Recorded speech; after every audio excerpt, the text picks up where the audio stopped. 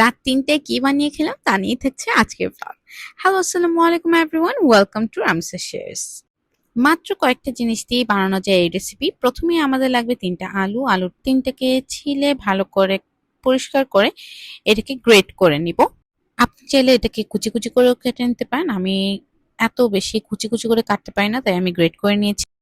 এরপর গ্রেট করা আলুকে ঠান্ডা পানিতে বেশ কিছুক্ষণ ডুবিয়ে রাখতে হবে। আমি প্রায় ২০ থেকে ২৫ মিনিটের মতো ডুবিয়ে রেখেছিলাম। এরপর এটাকে খুব ভালোভাবে পরিষ্কার করে নিতে হবে, পরিষ্কার করে নিংড়ে নিতে হবে। এরপর এটাকে একটা স্ট্রেইনারের মধ্যে রেখে দিতে হবে যেন পানি সব ঝরে যায়। এরপর এতে লবণ, হলুদ আর একটু মরিচের গুঁড়া দিতে হবে। এরপর তেল ভালো করে গরম করে এতে দিয়ে দিব পিনাটস, বাদাম। বাদামগুলো একটু হালকা ব্রাউন হয়ে গেলেই এই বাদামগুলো তেল থেকে উঠিয়ে নিব।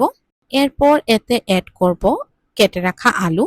এরপর আলুগুলোকে ভালোভাবে ফ্রাই করে নিতে হবে যেন একদম ক্রিস্পি হয়ে যায়। গোল্ডেন ব্রাউন কালার চলে আসলে এটা আমরা চুলা থেকে নামিয়ে নিব, বেশি পুরানো যাবে না। জাস্ট দেখেন কতটা ক্রিস্পি হয়েছে।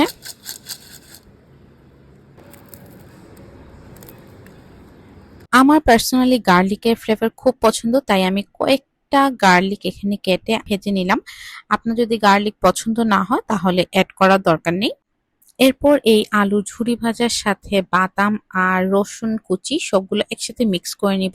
একটু সাউন্ডটা শুনে দেখুন কতটা ক্রিস্পি হয়েছে। এই তো আমার আলু ঝুরি ভাজা একদম রেডি। এটা আসলে ভাতের সাথে খেতেও ভালো লাগবে। আমরা যখন খেয়েছি তখন টিভি দেখতে দেখতে খেয়েছিলাম স্ন্যাক্স হিসেবে। আপনারা চাইলে এটাকে কিন্তু ডাল দিয়ে, গরম ডাল দিয়ে খেতেও খুব ভালো লাগবে। That's all for today. See you in my next vlog.